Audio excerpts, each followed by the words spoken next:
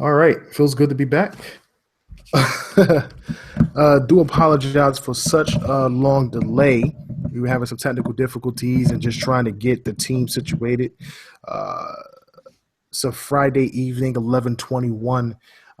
If you're hanging out with us, we really appreciate it. Very grateful for the support as always.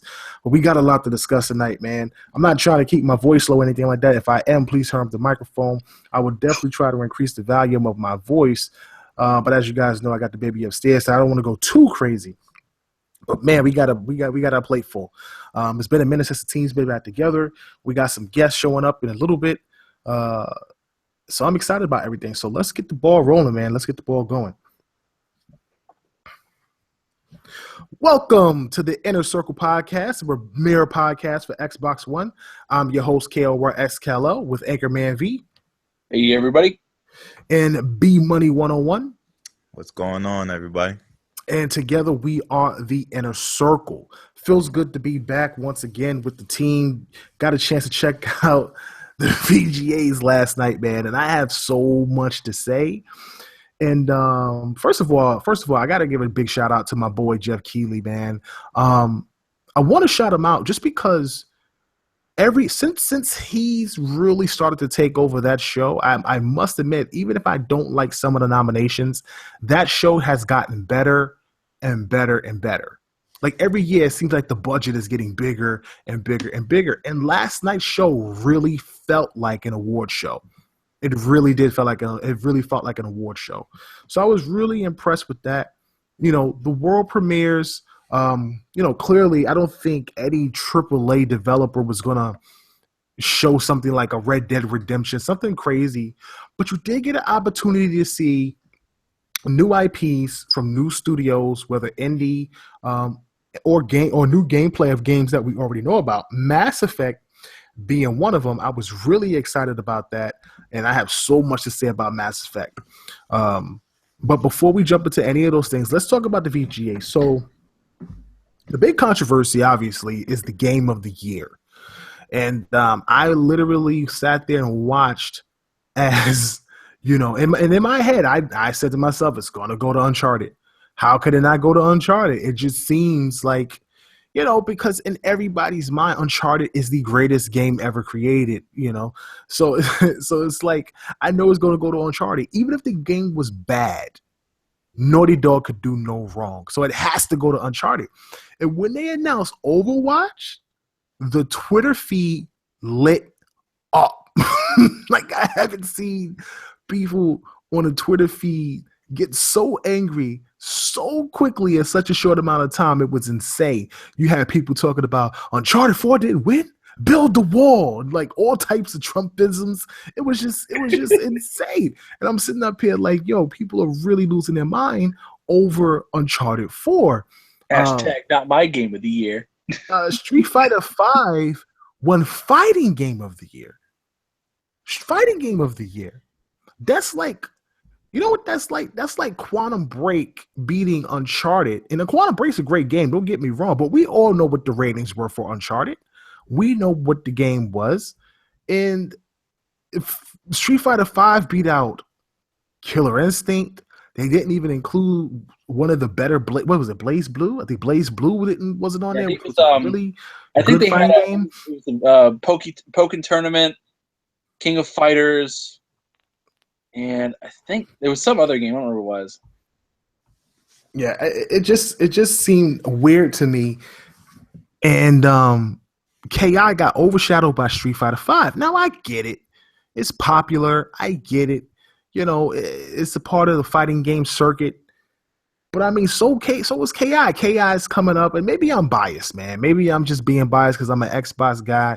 But look, in my opinion, KI has the best net code of any fighting game. It's really, really fluid for what they want to do and accomplish when it comes to combos and breakers and things like that. And I'm just really impressed with the game overall. And I just was shocked that it had won.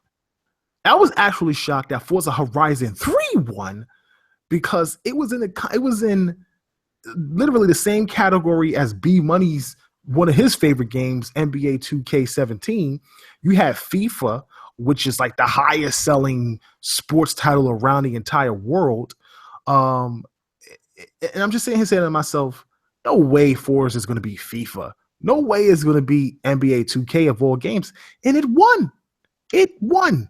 And I literally was shocked. I was really shocked that it actually won. So this is a lot of things that happened last night, and we'll get a chance to talk about it. We'll discuss those things. So let's just jump in. Anchor, what was your impressions of the show, and tell me what shocked you the most? All right. But first, I do want to say that we do have our guest for the evening here. This is Mike, PDA to Truth, one of our new contributors for TICGN. Nice. What's going on, Mike? How you doing, Mike? What's up, Mike? Oh, we can't hear you, Mike. Your mic is off. Can't hear you, man. Check your mute button. You got to check that little gear icon. All right, you check just muted. Coming to the right thing. Yeah, check the gear at the top there. And check where it says has a little microphone thing on there for settings. Make sure it's coming to the right thing.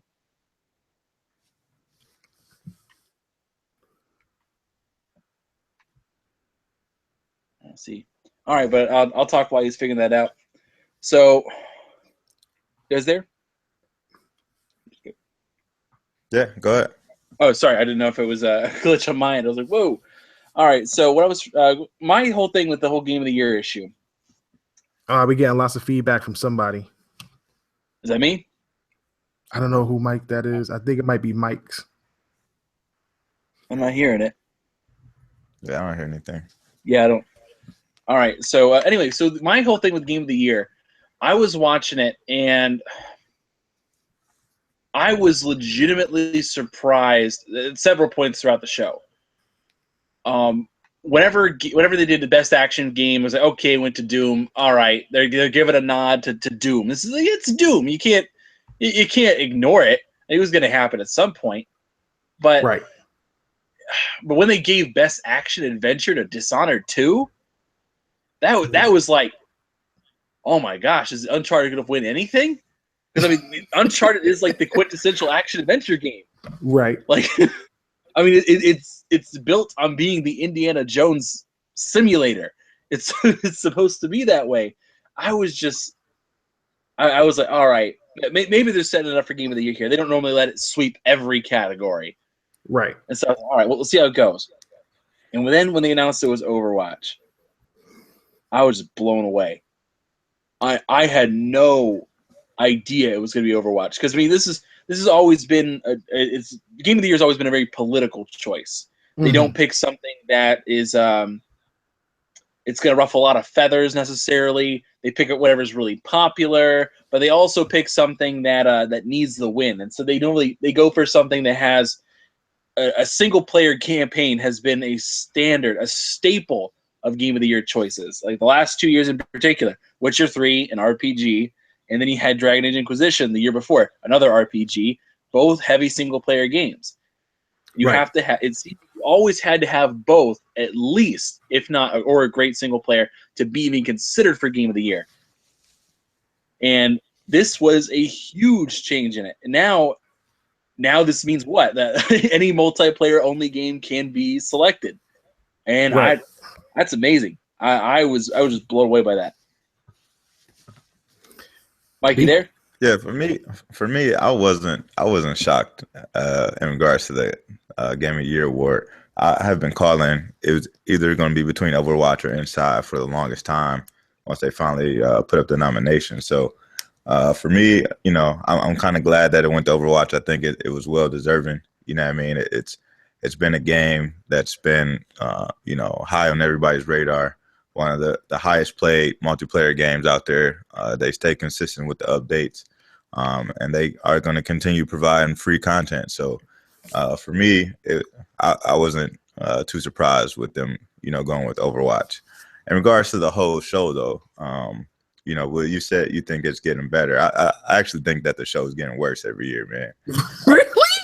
Yeah, man. That 2 hours, you know, sitting through that 2 hours was rough for me. I was like, what is going on? Like, I didn't understand why Ray Shrimmer was there. Like, I don't understand, like, the inclusion of Killer Mike and the dude that he was with. Like, it didn't make much sense to me. Like the pacing was off, I felt, but and then I felt like, some of the bigger awards were just kind of handed out like, not on stage. They were just like, oh, Witcher 3 wins, RPG, of the year or whatever. And it was just like, oh, here you go. Thanks. So it's just like that was kind of disappointing as far as like it being an award show for me. You know what I mean? I would much rather see like more awards, be presented on stage and, what I'm saying, them actually show, the people who are deserving of it. But it was an alright show. But I think it could definitely be better. I think guys tend to forget that it's an award show, but it's also like entertainment. Like we can't treat the awards like the Emmys or Grammys. You know what I'm saying? Like when you go to an award show, there's performances. There's certain things that happen. So for example, like if you go to the Emmys, they always get a comedian to do the show because there's always some form of entertainment in between that. Guys cracking jokes, little 2-minute, 3-minute skits. If you look at the Grammys, you have artists that perform in between those shows. I think what they're trying to accomplish there is a form of entertainment. They don't have many comedians. The show really revolves around gaming overall. So having artists there, because music plays a major role in when we play games. You got the guys griping over background music. They want background music when they play their games, and they want to be able to listen to their own music and stuff like that. And I was actually impressed with what they had this year as far as music is concerned. The Ray Sherman guys, I said this before on Twitter, I'm a guy that's more about lyrics and substance than I am a guy about hooks and melody. However, for whatever reason, every time these guys put out a hook or put out a song, shall I say, I get it. I'm like, yo, this song is super catchy. Like it's too catchy. And I found myself singing the chorus. And the song that they put out and they're performing now, it really is a catchy song. So it wasn't that terrible. I think that I looked at who Jeff had on stage. You got Michael Phelps showing up. He's got Andrea Renee there, which she's doing her own thing, and I'm sitting here like, wow, he's getting different people. You guys hear me okay? Hey, we hear you now, Mike. Awesome. Hey, there we go. I don't know what the heck that was. Don't worry about it. Good to have you. But I'm sitting up here and I'm saying to myself, man, I'm impressed with what he's presenting and what he's trying to do.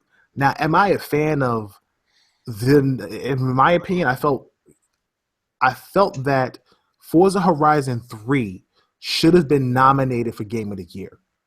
And it's kind of disappointing that no one thinks of a racing game as Game of the Year. But the fact that Forza Horizon kind of has a story, there's a purpose. You're not just racing.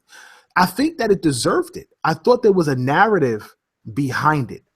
And because of that, and because of the depth of the game and how much you do in the game, and you're exploring Australia, how beautiful the game is, the set pieces, in my opinion, it really should have been a candidate. It should have been the first racing game candidate ever to be nominated.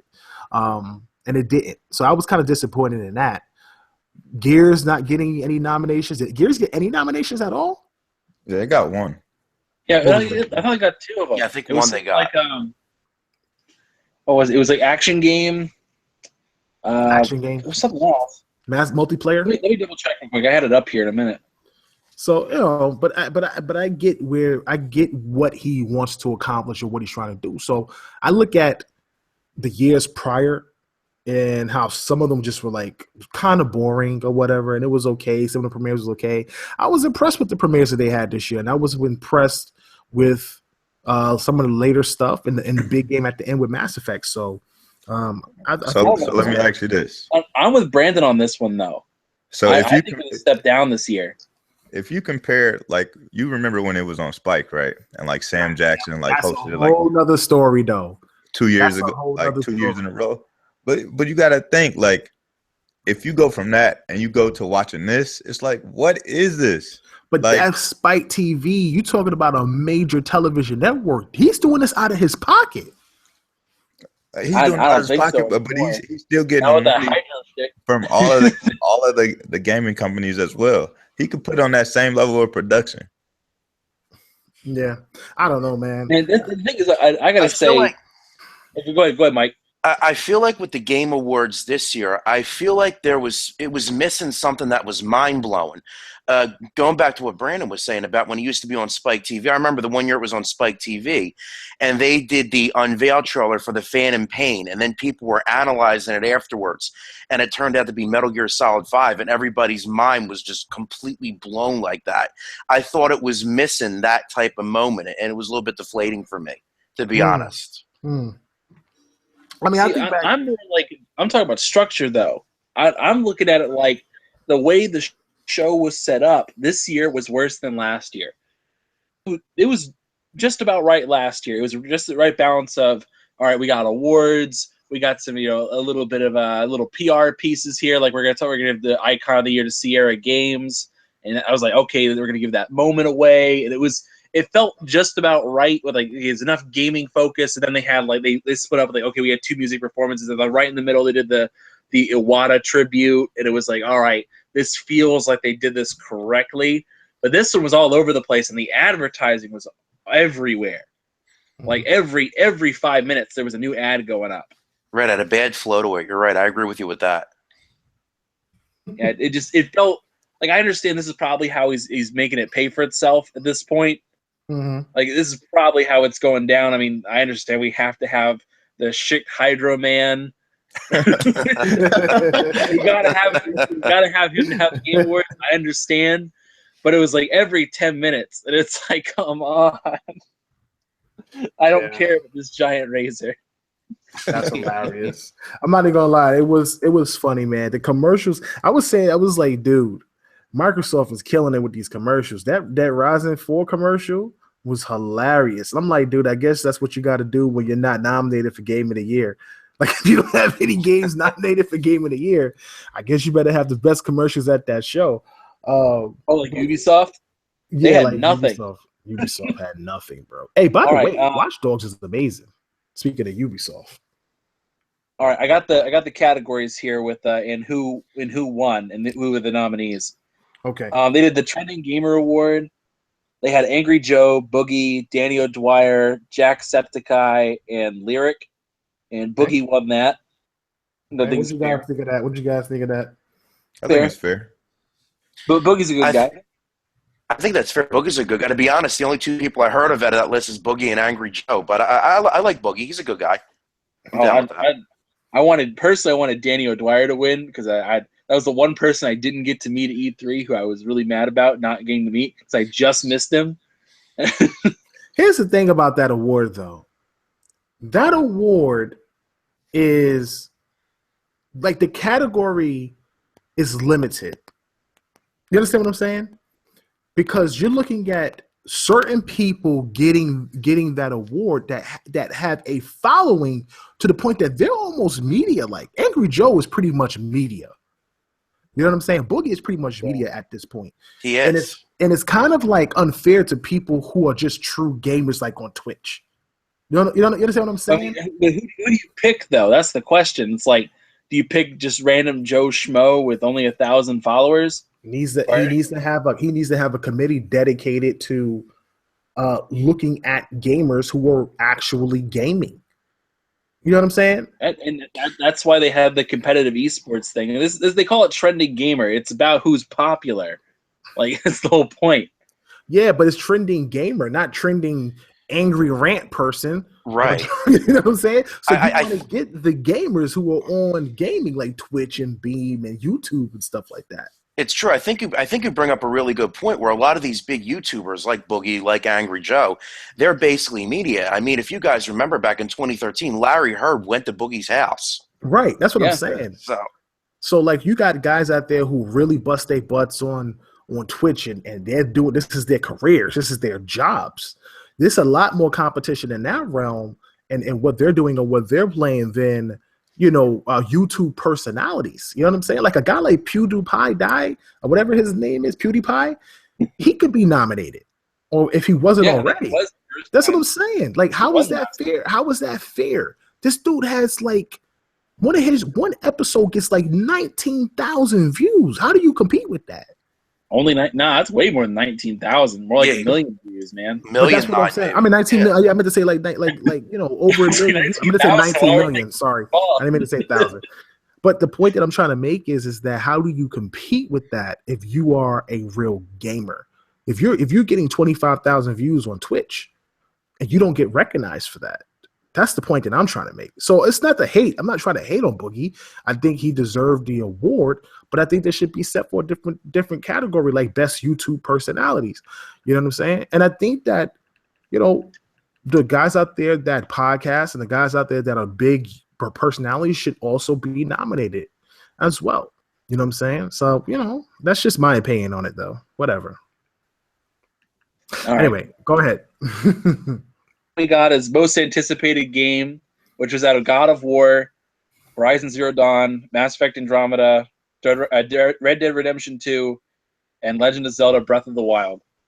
That's crazy that Microsoft got no nominations for any of the games they got coming out next year. That's like 2 years in a row that happened. But honestly, though, I'm not really feeling the hype for any of the games coming out in 2017. You're not feeling the hype for Sea of Thieves? I'm not to the level of any of these games. It's not Red Dead Redemption or Mass Effect Andromeda. Like I'm excited for it, but don't get me wrong. I don't think anything's on Mass Effect Andromeda. When we get the Mass Effect Andromeda, I'm just telling everybody right now, I'm straight fanboying out. You thought Anchor was bad with Fallout? Oh, wait till I get the Mass Effect, bro. Oh my God, son. Forget it. Yeah, they gave it to Legend of Zelda. I mean, Nintendo had to get something. You know what I think it is too? You know what I think it is too with Zelda? It's just that it's a Zelda game, number one. It's probably going to usher in the Switch, number two. And number three is people are just hot for a new Zelda game. I mean, it's the first Zelda game on console since Skyward Sword, which I think was like 2010 or 2011. That was on the Wii. Yeah, that was on the original Wii, yeah. So I think it was basically like default, Zelda was going to win that. I mean, personally, I am looking forward to Horizon. I do plan on playing that eventually. But the game that I'm most hyped for is Cuphead. That should have been on the list. That should have won for me at least.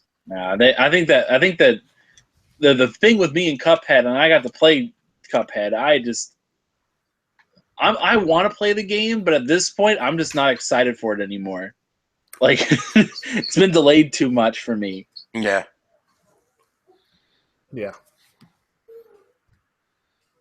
I don't know about that. Like for me, honestly, I'm looking to play all these weird AA games like Vampire and Sniper Elite 4 and The Surge and yeah, I'm looking forward to it. Space Hawk Deathwing. Like I want to play that. Yeah. So I'm just not feeling the hype for anything else right now, at least personally.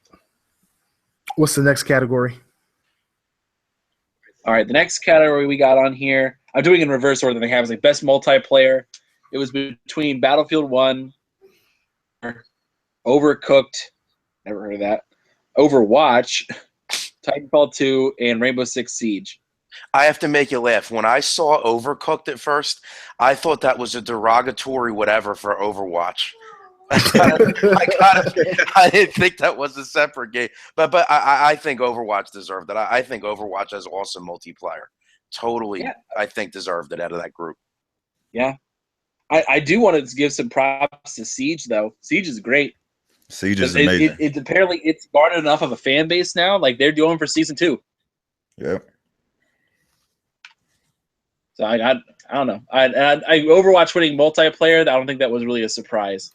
That wasn't a surprise at all. No. I've been seeing people with this Overcooked, man. I'm like, what is Overcooked? I'm like, what is this game? Overcooked is a dope game, man. Really? It is. It's a great couch co-op game. You know what I mean? You can play with up to 4 players. And you're basically like little sous chefs in the kitchen. And you're trying to complete a mission. So, you might like one of the missions is like hamburgers or whatever. So like one person is like slicing the cheese, cutting up the tomatoes. I mean, you got to get out these hamburgers in a certain amount of time or whatever. Yo, that's hilarious. It's pretty cool. Like I play with my kids and, they love it. Everybody's running around the kitchen trying to, get their little job done. That's hilarious. Next that's day. Awesome. Yeah, man. All right, so I understand why they do this, but they mix the sports and racing category together. I mean, Yeah, I don't like that. I don't like that either. And some years you can get a lot of sports games, so I can kind of understand it. I think it limits. Like, what if GT come? Like, you got GT Sport come out, Project Cars. Like, let's say if GT comes out, Project Cars 2 comes out. You got what's the other one? What is it? Arsa Accorta, whatever it is. Assetto Corsa. Assetto Corsa. Assetto Corsa. You know, then you got, let's say GT Sport comes out. Then you're gonna throw 2K in there with FIFA, Madden. What if golf comes out? Dude, how do you put all of those in one category? I agree with you. And right off the bat, next year, GT Sport is going to come next year, and in all likelihood, Forza 7 is going to come next year. That's what I'm saying. So, like, yeah. It's not fair. It's not fair to just combine them. You know what I'm saying? Like, I don't get that. What I don't know. Maybe there wasn't other racing games to nominate. But there was plenty of racing games that released this year that could have had their own separate category, which is kind of mind-boggling why they didn't separate it. And okay, I totally forgot MLB The Show came out this year. Totally forgot about it. Of course, because Pro Evolution Soccer didn't hear Pro damn thing Evolution about. Soccer was up there. That's what I'm saying. Like, MLB The Show comes out every year, and I'm sure it's a great baseball game. It's the only baseball game. You know what I'm saying? But let's be honest here. Baseball just isn't as big as it used to be. That's why MLB 2K disappeared, because it just wasn't selling compared to Madden or FIFA. And this is one of the reasons why Phil and a team haven't picked up the baseball license yet, because the games just don't move units. You think about how much money it would cost to invest in a baseball game and licenses and all that stuff like that. And then what do you get in return profit-wise if you're not selling 2, 3, 4 million on the baseball game? You know what I'm saying? I think Sony has been doing it for such a long time that for them it doesn't even matter at this point. You know what I'm saying? Yeah, and their game actually sells because it's a quality game. They usually push 3 million units in a year for the show, and they're having Griffey on the game next year, so yeah, I mean, they'll definitely put some units next year. Yeah, cool. All right. So the best. By the way, yeah, Forza Horizon 3 won sports racing. You did mention that. Best family game. It was between Dragon Quest Builders, which. When that came out, it looks just like Minecraft, and it looks like it plays just like Minecraft, just third person or whatever. Anyway. Star Wars: The Force Awakens, or Lego Star Wars. Sorry, Pokemon Go, Ratchet and Clank, and Skylanders for best family game. I'm honestly surprised Lego Star Wars got eked out of it. Like, they didn't. You ever played a Lego game? Oh my god, that is built for couch co-op. Yeah, no, Legos is definitely built for couch co-op. Any Lego game, you'll have a good time playing. It's true. I played Lego Jurassic World. I thought it was entertaining. So there's a certain level of polish too that the Lego games have that just makes them appealing. So, right. Yeah. All right. So you got, and then Pokemon Go won. I guess you got everyone to go out and do something. Best strategy game was between XCOM 2, Total War, Warhammer, Banner Saga 2, Fire Emblem Fates, and Civilization 6. And Civilization 6 won. Okay, I can see that. That makes sense. Yeah. I don't know. I kind of wish Banner Saga 2 would have won, but I don't know. Yeah, best fighting game. Yeah, it was Killer Instinct Season 3, King of Fighters 14, Pokken Tournament, and Street Fighter 5. That is, they didn't even put the Mortal Kombat came when it went 2014 last year. Oh. Yeah. I cannot believe Incomplete Fighter 5 won that award. I can't. Incomplete Fighter 5. No, it's because of the Capcom Cup, man. They keep that thing going strong, and it's they got it going on again, and it's still one of the highest played fighting games right now. Yeah, I'm sure it is. Absolutely. Oh, definitely. But I mean, the state that the game launched in, incomplete, and it was completely broken, the online at first. It was just, I don't see it. I personally would have given it to Killer Instinct, personally. I think it would have. I think it should with the Killer Instinct as well. I think it's not. I don't think an exclusive when competing I mean, don't get me wrong, because you look at some other exclusives that have beat multi-plats, but you're talking about the most popular fighting franchise in history. You know what I'm saying? So competing against it alone, Street Fighter losing to a game like Killer Instinct would be almost blasphemous for them to do. But overall, I just feel like Killer Instinct, it was just such a good game. You talk about the fan service by adding, General Ram and adding The the Arbiter. Arbiter. Yeah, the new maps.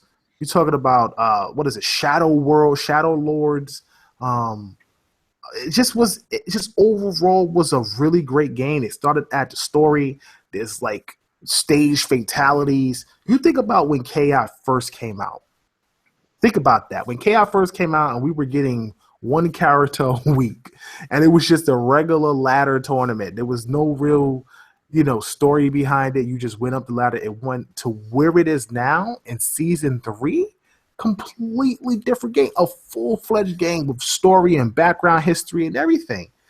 All types of unlocks and reward points and leveling up, and it has its own con now. It's come a long way, and it really deserved that recognition.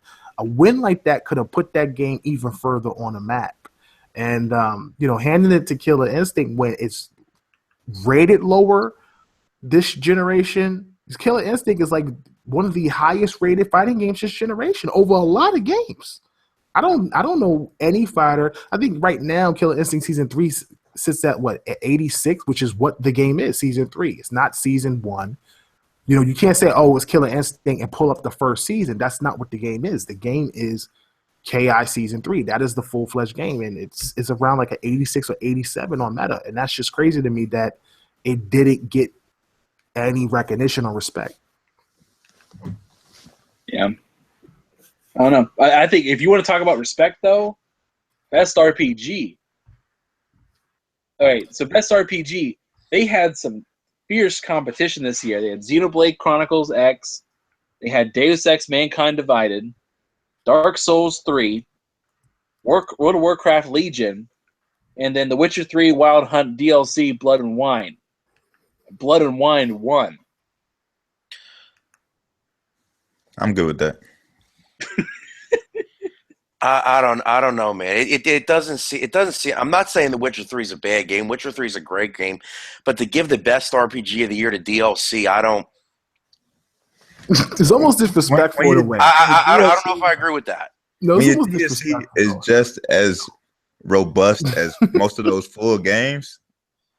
I got to put it on that same, pedestal. But you got to think about that. You make a whole game, and your game loses to add-on content. Like, you understand the concept of that? You know how disrespectful that is. I mean, your game loses to add-on content. That's crazy. True. It's true. I mean, that would be like saying, Destiny, Lords of Iron wins best online game or best multiplayer game. It is DLC. Yo, could you imagine? Let's say they had Lords of Iron and Gears of War and Overwatch, and they come out and they're like, Lords of Iron wins best multiplayer. Wow. You know how many people would lose their minds over that? They would, VGAs would no longer exist, bro. They'd already pitchfork, kidnap, G off. You know what I'm saying? It would have been over, son. That's insane to me. That's an insane concept. That's crazy. Now, I'm playing Heart of Stone right now, but jeez, that DLC is good. Oh my gosh! I gotta play Witcher, man. I hated Witcher 2 so much. I don't normally. I play every I play every RPG, not JRPG. I play every RPG, but Witcher was one of the few games I found just boring. I've never found a game so boring. I was like, dude, I am literally falling asleep playing this game and I can't play it. So I just passed on 3, but everybody keeps telling me 3 is completely different from 2. So I got to play 3 and see how different it is. Yeah, 3 is amazing. 3 is a blast, man. And every one of those DLCs could be just as good as most of these games that came out this year. So I'm good with that. But here's the thing, though, is that like 40 hours. But the thing is that a compliment to the DLC, or is that just we're in a horrible generation with no creativity when it comes to games? I don't know. Do you like Dark Souls 3? Do you like Deus Ex? I did like Deus Ex. I didn't think Deus Ex story was better than the first one, but I absolutely loved the gameplay. It had a lot more. It was way more robust than the first game. I went through the whole game and didn't kill anybody. I didn't kill anybody. I didn't even kill the last boss, and it was a great game. I gave it, but you know what? I didn't give it a 90. I gave it like an 8.3 or like an 8.5 out of 10 in my opinion. But it was still a great game overall. I did enjoy it. But I haven't played Witcher yet, so I really can't compare at this point. Yeah. That's funny. Witcher's good. It's just hard to get in the world if you never played the other games before. Right. Yeah, you just got to understand that like there's a rich, deep lore going on behind the scenes. But yeah, okay, so best action adventure game was huge surprise. The contenders were Dishonored 2, Hitman, Hyper Light Drifter, Ratchet and Clank, and Uncharted 4, and Dishonored 2 walked away with the win. I can respect that, but Hyper Light Drifter was a great game. I just want to put that out there. If you haven't bought Hyper Light Drifter for PlayStation or Xbox, please pick it up. It literally was one of those games where it was if you grew up in the 80s and you play any 8-bit or 16-bit games where you have minimum dialogue and you literally had to go based on visuals and kind of like little cues or little clues within the actual game to figure out where you're going. It was one of those games. Secret pathways. It had special suits that gave you bonuses within the game. The story wasn't a weird story. It just was something that was hard to decipher because the things were told in like images. But the music was so awesome and so Tron-like, and the boss battles was so unique. I was so impressed with the game. I really gave it a 9 out of 10. It's one of the best indie games I've played this generation. And that says a lot because I've played a lot of indie games. One of the best I played this generation. I gotta check that game out then, man. Put it on my list. I played Ratchet and Clank. I thought Ratchet and Clank was great. I'm actually surprised that didn't win it. Yeah, I think the only reason they didn't give it the nod is because it was a remake, but I think that game was amazing as well. Yeah, man. A lot of this stuff really was surprising how they pulled this off. After that, they did Best Action Game, which I don't get the difference between the Best Action and Best Action Adventure. All right, but they did Battlefield 1, Doom, Gears of War 4, Overwatch, and Titanfall 2. And they gave the win to Doom, which I totally understood that. Doom was great. Doom was awesome. Yeah. Totally agree. Okay. All right, so what's the next one after that? All right. Next one after that was Best VR Game, which was Arkham VR, Eve Valkyrie, Job Simulator, Res Infinite, and Thumper. And wasn't that like every PS VR game that released? That's like every PSVR game. Like I don't think there was any Oculus Rift games on that list or whatever. It's just funny. Okay. It matters, honestly. From what we're hearing about VR right now, projections are going down. Bruh, you should see the spin on that. Oh my god, the spin is real, son, on that VR joint. It's crazy. I really is. I don't want to bash PSVR. I think the PSVR as a virtual reality device is an amazing device. But every time I would mention the price to somebody at my job, bro, they just looking at me like I'm insane, like $400. I'm like, nobody's buying that thing for $400, bro. This is like an insane analogy to people. My thing with VR is, unless it's a more accessible price point, I totally agree with you about the price point. Mm-hmm. And unless there's a true full-fledged killer app experience for it, VR is going to be the next 3D. If you remember years ago with TVs, people talking about 3D this, 3D that. How many people care about 3D today? Nobody. No, yeah. Even Nintendo backed away from 3D with the 3DS eventually. But at its current rate, that's kind of where I see VR going. I'm not going to deny it's impressive tech. It's not for me because I got like a vertigo thing, but it needs that killer app, I think, to make people really want it. And I haven't seen that yet. Yeah, I agree, man. I don't know. I think a lot of it is limitation with processing power, and there's also the accessibility option because people can afford a $600 rig or not even $600. Like that's a lot of money to be throwing down. And like over time, that price will go down, which will be great for VR. But also, it's a lot of the VR, the stuff that is accessible with VR, at least the PSVR, is very limited to what you're able to do. Right. And to have a really good experience. There's a couple of games that really stand out. Like, what's the Met game that came out? I can't remember off the top of my head. Riggs. Riggs, yeah. Riggs, like that looks like a ton of fun. But the rest of it's like, okay, stand in this spot, push to teleport, and it's like, all right. And you could definitely see that, and you could definitely see the technical limitations of it too, because if you look at something like Drive Club VR, they really had to neuter that game to get it to run smoothly on VR. Right. Yeah. All right, let's finish up. Yeah, I'm gonna breeze through a couple of them. I'll have really small stuff like best mobile game with the Pokemon Go, obvious. Okay. Obvious. The Inside, games for Impact. They went to That Dragon Cancer, which like that was a big deal because the developer, his kid, had cancer and passed away, and so the game was about their journey going through the process, and it was a big deal. That's deep. Yeah. Okay. That's crazy. All right.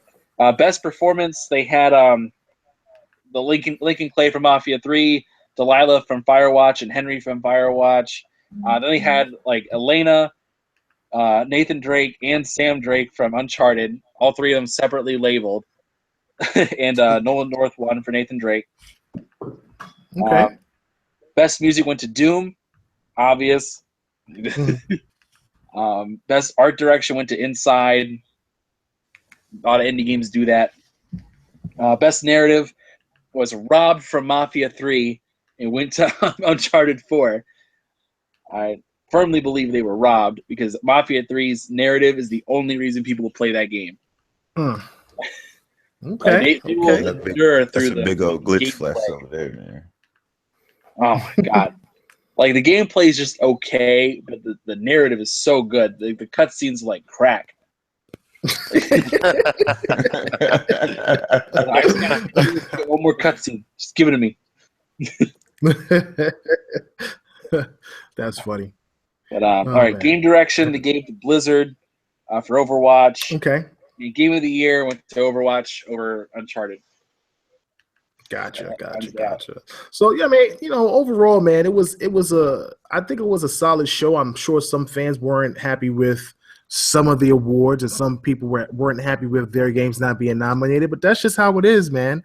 It's really the only award show we have gives respect to the developers, and it's kind of run by some of the big major platform companies as well as the big third-party publishers. So I mean, there's really not much you can say. According to Jeff, I keep calling him Jeff. According to Jeff Keighley. Jeff Keighley, yeah. According to Jeff, it's one of those things where he has a committee, and I know Phil is on the board and a few other people. So it's not like it's always him. People just vote, and certain games get it. I just find it ironic that it's just not as many titles that you would expect. It's almost like the same cast of characters here and there. So just funny in my opinion. But listen, man, the greatest thing at that show was Mass Effect. And when Mass Effect came on, yes, absolutely, stop it. First of all, it wasn't that lame Fallout 4 commercial that ran for like 10 seconds. I don't even know why they had Fallout 4 commercials there. I was questioning that as well. I was like, why? Like, like you heard DLC drop lately. So they show off Mass Effect, right? And I'm watching it, and I'm like, here's my hype level. My hype level is like my hand is above my head right now, right? That's my hype level.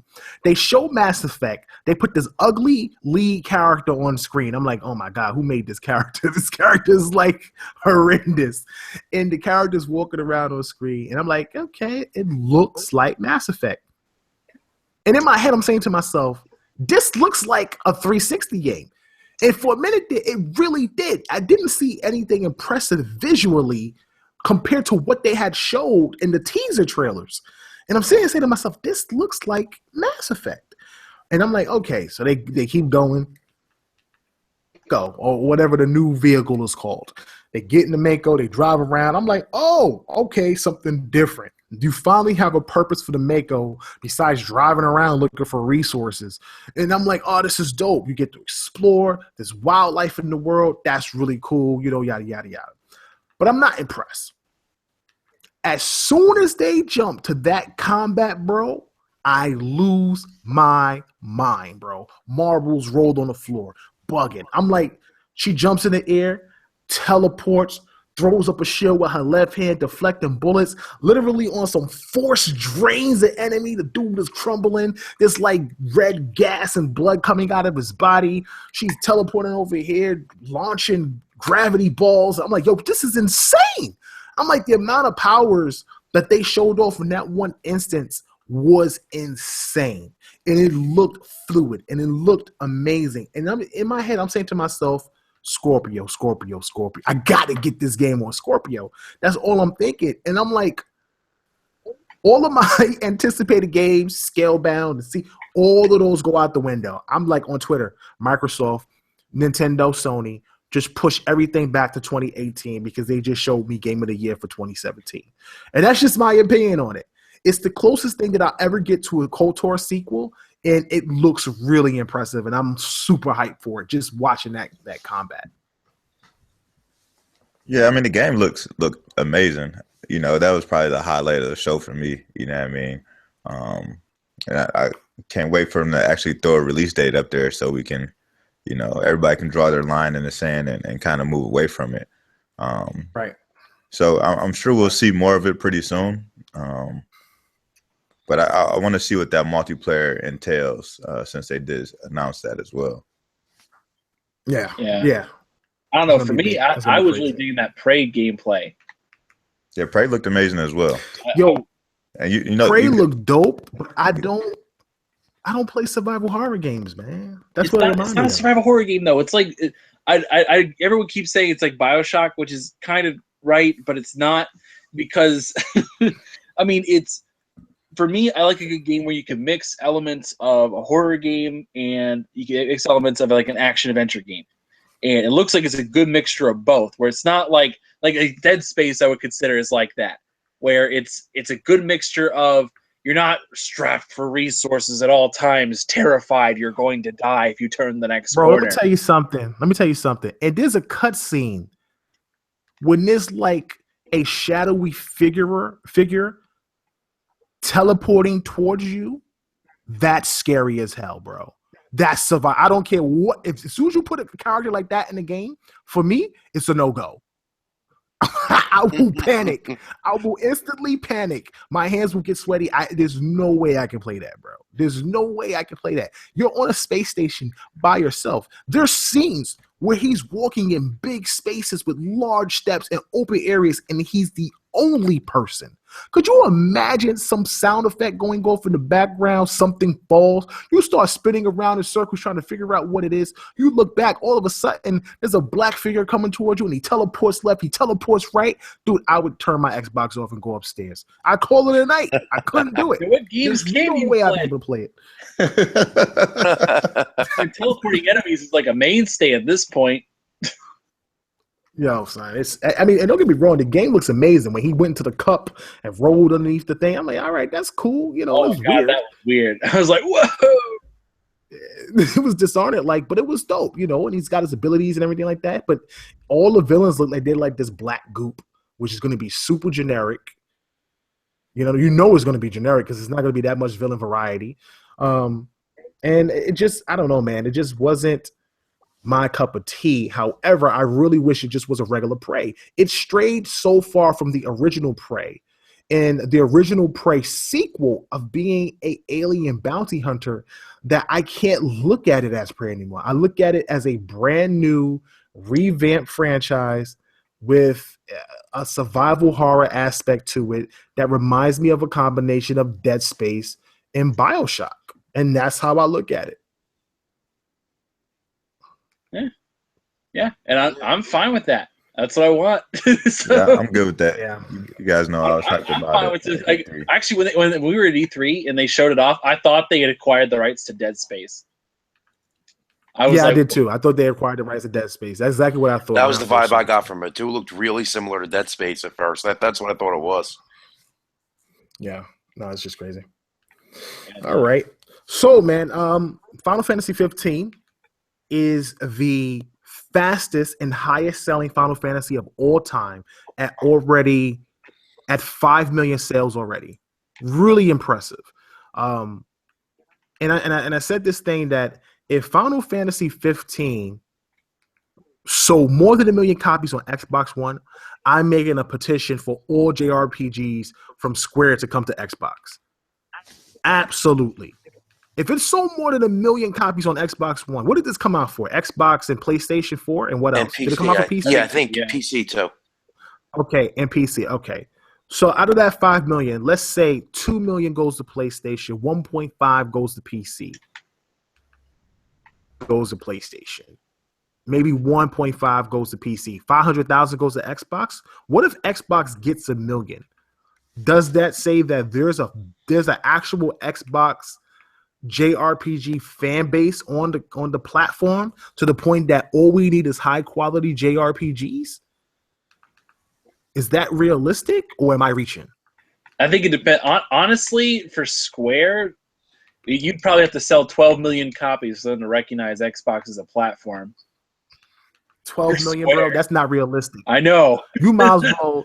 They might as well all go to the Hidden Leaf Village and learn how to do some type of Rising Shore again, because it ain't happening, bro. Like that's beyond unrealistic. I think realistically for them, it's probably like 1.5 to 2 million before they would probably consider putting all their RPGs on Xbox. I mean, they have put a decent amount on there. What RPGs have Square put on Xbox? I mean, Xbox One, not Xbox, but Xbox One. I don't think they put anything on Xbox One as of yet, but I mean, they have in the past. You know what I mean? And in the past, that's because 360 was a dominant platform at 80 million sales. You know what I'm saying? And it was leading for a very long time. They had no choice, but now it's like Xbox One isn't the front runner, so they don't care anymore. They don't have to cater to that Western audience, and they don't have a lot of sales in Japan, so they disregard us. But then I said this on Twitter, it almost feels like you get treated like a second-class citizen, and you're forced to buy another platform to play these games. I would love for the Tales series to return. That's why I'm hoping that they put Tales. What is it? Which one was on 360? Symphonia or Vesperia? Vesperia. I pray to God they put Tales of Vesperia as BC on Xbox One. I so want to play that game again. I never got a chance to beat it, and I so want to play it again. I just really hope they do it. But if the Xbox fan base buys this game because it's an action RPG, it's not your typical turn-based, and they sell 1 million, it would give me more confidence that people will buy Scalebound. A ton of confidence that people would buy Scalebound. Honestly. And I know Final Fantasy is a very popular franchise and it's been out for decades. But I'm like, man, I'm excited. I want to see how many of these things sold on the platform. I really do. I mean, it would be interesting to see, what the actual numbers are. Because I end up just buying it on PlayStation just because that's naturally where I play Final Fantasy games at. But even just talking to people on Twitter or just, just people in the gaming circles that I hang out with, like pretty much everybody bought it on PlayStation. I have like maybe a handful of people who bought it on Xbox, and even just going down like my Twitter feed, there's not many people who own Xbox who are just like, I picked up Final Fantasy. So I don't know. It'll be interesting to see what the final numbers are. Yeah, that would definitely be interesting to see. Yeah, definitely. I tried to pick up Final Fantasy 15 on Xbox One. It's actually out of stock on Amazon, which I was surprised. Really? Yeah, which I was surprised that it's still in stock on PS4, but on Xbox One, it's out of stock. So I was surprised by that. I don't know if Did you know? Go ahead. I'm sorry. I didn't mean to cut you off. You just made me super excited. No, that's fine. I don't know if they got equivalent stock in of each version and they just sold through that stock, or maybe they just didn't get as much of the stock of the Xbox One version. But I was surprised to see that when I was going to order the game. Did you see Digital Foundry's review of how they actually consider the Xbox One version of Final Fantasy 15 better than the PS4 version because of frame pacing? Yeah, the frame pacing issue, it's smoother on Xbox One. Just crazy, Performance is smoother, yeah. One verse that they said was that the PS4 Pro in light mode was on par with the Xbox One. That blew my mind because I'm like, on par? Yeah. What do you mean on par? Yeah, it's a PS4 Pro. It should be blowing the Xbox One away. That doesn't make sense to me. Just insane to me. That's an insane analogy. Crazy, man. It's crazy. It really is. It really is, man. But yeah, man, I get my hands in the game. I have it ready with my Xbox One Slim, and I am ready to play this game. I'm going to be streaming out of my mind. I'm going to be playing for like the next 2.5 months. So prepare for 200 hours of Twitch streams from Kal-El of Final Fantasy 15. You want to know how to get any ultimate weapon or anything like that, you might as well just look at my channel because I'm going to show everything I possibly can. So before we head out of here, man, I want to talk about Black Friday. I got some reports in from InfoScout. I want to go over it very quickly just to talk about the success of our platforms and the success of gaming and that it's still alive and doing very well and is very strong. So basically the report coming out right now is that PlayStation 4 has won Black Friday in brick and mortar stores. So basically at retail, you know, it is the #1 selling console. When it comes to purchases online, the Xbox One was the highest selling console online. And that's really impressive for both platforms. That says a lot. One of the things that caught me by surprise, though, was that in the online sales, the PS4 Slim, the 500 gigabyte PS4 Slim beat the 500 gigabyte Xbox One Slim. However, and it only beat it by a few points. I think it was like 3% to 7%. And 7% was in favor of the PlayStation 4. But the Xbox One S 1 terabyte beat the PS4 Pro 1 terabyte. 18% to like under 10% for the Pro. And I'm just like, wow, that was like crazy to me. I wasn't expecting that. I'm trying to pull it up right now. My laptop is like running extremely slow. I don't know why it's going so slow. Do we have out of curiosity? This is the one thing I've been figuring out. What I had predicted prior to this is I thought that the PlayStation would win November as a whole. But in terms of individual breakdown, I thought the Slim would reign supreme over all other editions. But I'm gonna bring it up right now. I'm gonna bring up the graph as soon as it pops up, and I will break it down bit by bit for those out there interested in, you know, the success of the platforms and how well it sold and the approach at how it sold. And this is not. I'm not trying to make it a competition thing. But if you're interested in knowing what happened on Black Friday, you know, I'm going to try to give you just curiosity. So it says when it comes to gaming consoles for brick and mortar, which is your basic retail, PlayStation 4 sold 58% of its PlayStations out of, I guess, between the two, it sold 58% better than the Xbox One, and Xbox One sold 42%. Now, 34% of those sales came from Xbox One S 500 gigabyte sales, and 7% from the Xbox One S 1 terabyte sales.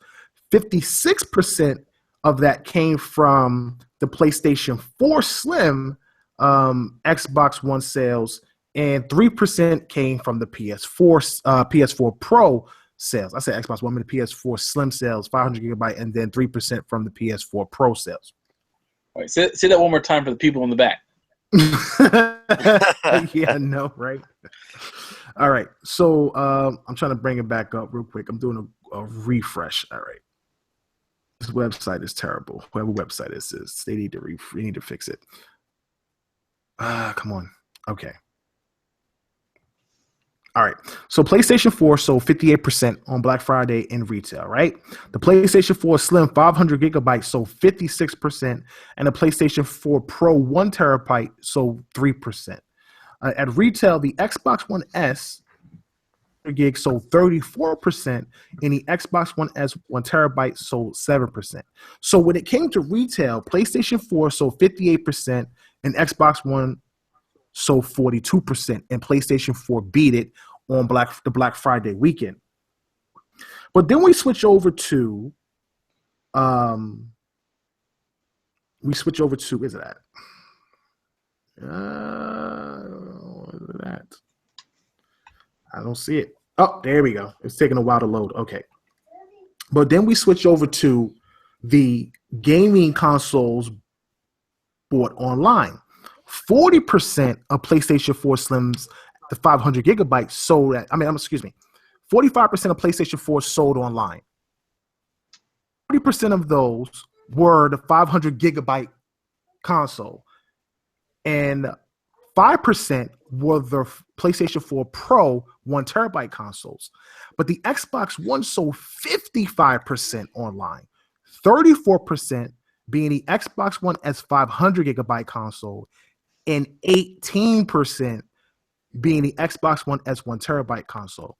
So it literally beat the PlayStation 4 Pro by 13%. Because the PlayStation 4 Pro online sold 5% and the S1 terabyte sold at 18%. And that is crazy to me that it went that way. Xbox is so well online for people who didn't go to retail stores, and PlayStation 4 sold. So the question is, with the launch of the Pro and it's selling based on the statistics at what it did, I don't really think it has a major impact at all on what's going to happen come NPD or any other thing. I'm actually really surprised it sold at such a low percentage, like what you said. I mean, the fact that much higher percentage of what the Slim indicates that these were more than likely a lot of new PS4 owners. And for me, at least, if I'm a new PS4 owner, I would personally just buy the Pro. But it looks like a lot of people just went for the Slim for whatever reason. That's surprising to me. Black Friday. Yeah, Everybody Black Friday is traditionally not about what's the best; it's about what's cheapest. What's the cheapest? Good point. Exactly. Whatever was the cheapest went first. So all the kids who were out there like, "Mom, I want a PS4." Guess what? They went and bought the cheapest one that they could. Yep. And it comes with a game. Right. Yep. Same for Xbox. You don't think about long term like that. So. We gotta remember what the holiday was. Everybody went for the best value that they could get. Yeah. So, that's why they always sell that works both ways. West House 4K TVs. Right. Those are the worst, the cheapest. It'll probably die in the car on the way home, but you're right. I only speak because one time I got a West House TV. This is before I knew anything about it, and it was like I got it. Like for dirt cheap, like maybe $100, $150 new. And I was like, oh wow, look at this TV, and it died like within a couple days. I was so pissed. Yeah, I mean, it was crazy, man. People were buying 4K TVs left and right. And surprisingly, at least at my store, I said this before on my online, at least at my store, a lot of people were buying it just for the Blu-ray player. It literally was a PS3 thing. You would expect the Xbox One to get dominated, and it didn't get dominated. I'm sure it got dominated worldwide just because it doesn't sell in the East. It doesn't sell in Eastern Europe. It doesn't sell in Asia. But at the same time, at least in the West, and at least in the States, it sold really, really well, really impressively. And a lot of that has to do with that 4K Blu-ray player. And a lot of people liked that EA Access was free for 1 month, knowing that they didn't have to buy extra games because EA Access for that free month provided them with 20-something games was huge. And then when I told them that it was only $30 for a year, it was even more impressive to them. and a lot of people take EA Access for granted, but when you think about them owning those Star Wars franchises and the Battlefield franchises and the Mass Effect franchises, it starts to take a different appeal. Dragon Age, Mirror's Edge, Dead Space, it takes a different appeal. It's not just about Madden and FIFA and 2K. EA is a mega publisher, and they got a lot of other studios under their belt that's really impressive. So a lot of people were impressed with that, and they were gobbling those things up, man. And we'll see what happens. I think the Pro will pick up in time as it drops in price. I also think PSVR will pick up in price. Pick up in time as that drops in price. The question is, will the Pro pick up in time where Scorpio doesn't have a major impact? Does Scorpio come in at a price and at a point to where the console itself is doing exactly what people wanted to do as a premium device and accomplishing everything that the Pro cannot accomplish? If it's able to do that, does it sell? And that is the question. Mm-hmm. All right. So that's it, man. That's it for the show this week. I want to thank everybody for stopping in. I want to thank Mike for stopping in. A lot of you guys out there don't know who Mike is. Mike is our newest contributor over at TICGN. He is a great writer, has a lot of awesome opinion pieces, very non-biased person, and it's definitely down to earth. You guys should definitely check out some of his opinion pieces on TICGN.com. Make sure you go ahead and support TICGN.com. And of course, we will try to be back next week or the week after, shall I say, as well as the rest of the teams. And we will soon have, this month, we'll start putting up our other shows on iTunes. So for those of you who follow us on mobile, whether it's Android, Windows, or iTunes, you'll be able to catch the Multiverse, the Writer's Block, and Double XP podcast, which a lot of people don't know about, which is our debate show with PlayStation versus Xbox. Fame recently just had on the Red Dragon and what's his face? Yes. And they had a nice show, a good debate show recently on Xbox versus PlayStation. Definitely check out the Double XP podcast, and I can't wait to get that up on iTunes. That's a more mature show.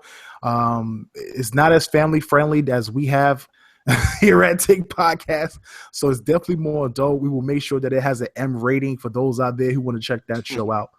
But definitely go out and go ahead and check the show over on Fame's channel, and you will get Writer's Block, Double XP, Multiverse podcast up on there. Tick Podcast will continue to have its own channel with myself for Super Pod Shots and Anchorman V for the Top Shelf. And once again, we will have new shows next week. Once again, we'll have new shows next week, starting on Monday with Multiverse, Tuesdays with Writer's Block, Wednesdays with Super Pod Shots, and of course, we alternate between Tick Podcast and Top Shelf on Fridays. Go ahead, Anchor. Also, I wanted to wait until we got a little bit more viewer base going on at the moment. We have a Xbox One S giveaway going on. Starting off right now. We have an article that has been posted. This will also be in the link in the description of the video. If you're watching on YouTube, you guys can also go check it out on TICGN.com. It's called Xbox One S Giveaway. This is for your chance to enter and get in on this giveaway for a 500 gigabyte Xbox One S. Please go and check it out. If you want to win, take a look at the article for the rules and everything you need to know. No bots will be allowed in this competition, so it's only going to be available for people who are actual fans, and we will validate to make sure that they are not some sock account first. Absolutely. This is a great way that we can reward some of our subscribers and some of our fans out there that have supported us from day one, guys out there who are new that love the content that we put out. We are very grateful and happy that we are able to give you guys a Xbox One S if you don't have one, and hope you guys will enjoy it the way we enjoy our console. Along with that, Tickmas, We'll return sometime later this month. I will have dates for that eventually. This year, we're working really hard to make sure that we get a good variety of titles for guys out there. And we're going to try to include some PlayStation titles this time around as well. But make sure you keep it locked if you're following us on Twitter at Tick_podcast or TIC, or shall I say Tick Game Network on Twitter. If you want to know more information about Tickmas Care Package that we do every Christmas Eve. Last year we gave away 12 games. The first year we did it, we gave away 7. I'm not sure we'll get to 12 again, but we'll definitely try to get as much high quality games, AAA titles, as well as awesome indie games out there to you guys. And this is all a giveaway courtesy of Tick and for the fans, because we appreciate you and we love to give to our supporters and our subscribers. So I want to thank you all for stopping out tonight. I'm your host, KLYSKLL. I want to thank Mike PA the Truth for stopping in. Really thankful and grateful for him joining the team with my man Anchorman V and B Money Planet. Peace.